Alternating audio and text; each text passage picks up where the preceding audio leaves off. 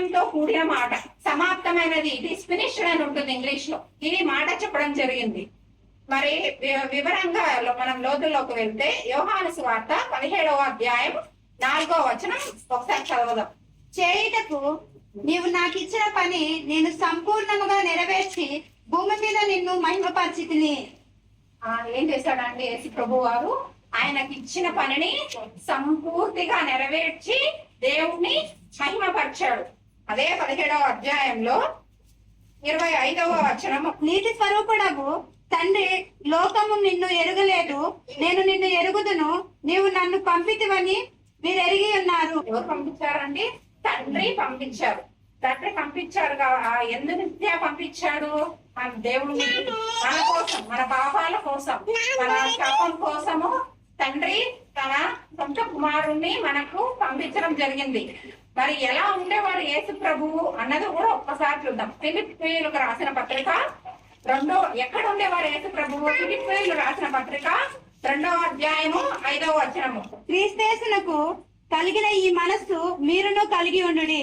ఆయన దేవుని స్వరూపము కలిగిన వాడేయుండి దేవునితో సమానముగా ఉండుట విడిచిపెట్టకూడని భాగ్యమని ఎంచుకొనలేదు గాని మనుషుల పోలికగా పుట్టి దాసుని స్వరూపమును ధరించుకొని తను తానే రిక్తునిగా చేసుకొనెను. ఆయన దేవునితో సమానంగా ఉండేవాడు. దేవునితో సమానం అంటే ఈక్వల్. దేవునితో సమానంగా ఉండే భాగ్యాన్ని వదిలేసుకుని రిక్తునిగా, మరి మనం చూస్తాం ఆయన జన్మ కూడా ఎలా ఉంటుంది, ఎలా క్రీస్తు ప్రభు వారు జన్మించారని. అంత రిక్తునిగా మరి మన కోసము దేవుడు భూలోకంలోనికి రావడం జరిగింది. నిజంగా దేవుడి ప్రేమ ఇంత గొప్పది అనిపిస్తుందండి. మరి ఆయన ఎంత ప్రేమించాడు కాబట్టే మనం నశించుకోవడం ఆయనకి ఇష్టం లేదు కాబట్టే మరి ఆయన ఎంత వేదన పడ్డాడు. మన పొద్దు నుంచి వివరించుకుంటూనే వస్తున్నాం. ఎన్ని శ్రమలు పడ్డాడు శిల్వలో, ఎంత బాధపడ్డాడు. ఎవరి కోసము? మన కోసం. ఆయన ఏమైనా తప్పు చేసి ఆ బాధను అనుభవించాడా? లేదు. మన కోసం, మన పాపముల కోసం. నిజంగా దేవుడు ప్రేమని అది చదువుతున్నప్పుడు ఎంత ప్రేమిస్తున్నావు ప్రభు మమ్మల్ని అనిపిస్తుంది. నిజంగా మనకు అర్హత ఉందా ఆ ప్రేమను పొందుకోవడానికి? అయినా కానీ దేవుడు ఎంత ప్రేమిస్తున్నాడు కాబట్టి అంతగా తను తగ్గించుకుని ఈ లోకానికి వచ్చాడు. మరి రావడమే కాకుండా తను పని సంపూర్తి చేశాడు. తండ్రి తనకి ఏ పని అయితే అప్పగించాడో అది సమస్తము సమాప్తమైనది. యోహాను సువార్త 10వ అధ్యాయము 18వ వచనం ఒకసారి చదువుతున్నాము. 10:18. ఎవడును నా ప్రాణము తీసుకొనడు, నా అంతట నేనే దాన్ని పెట్టుచున్నాను. దాన్ని పెట్టుటకు నాకు అధికారము కలదు, దాన్ని తిరిగి తీసుకొనుటకు నాకు అధికారము కలదు.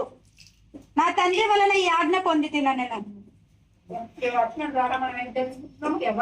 ఎవరు ఆయనని మరణంకి అప్పగించలేరు. ఆయనంతగా ఆయనే ఇష్టపూర్వకంగా మరి అంత శ్రమను పడుతూ బాధపడుతూ మరి మన కోసము ఆ శిలువను భరించడం జరిగింది. ఎందుకని?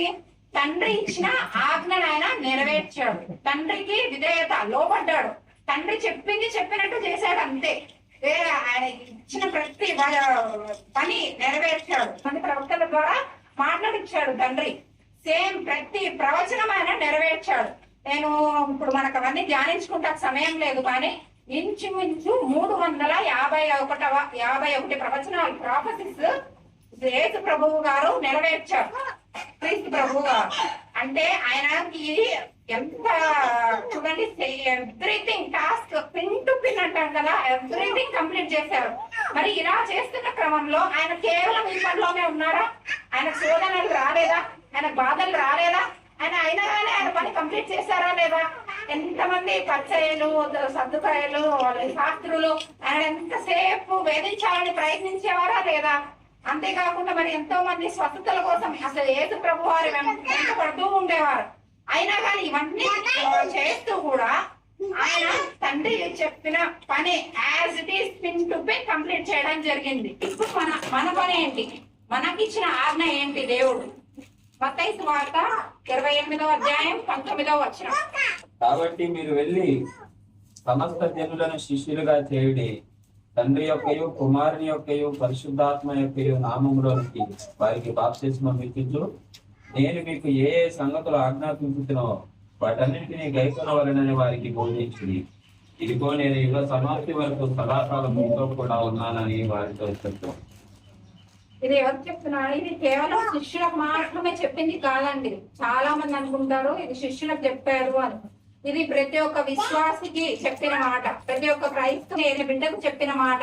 కాబట్టి మనము సమస్త జనులను శిష్యులుగా మార్చాలి.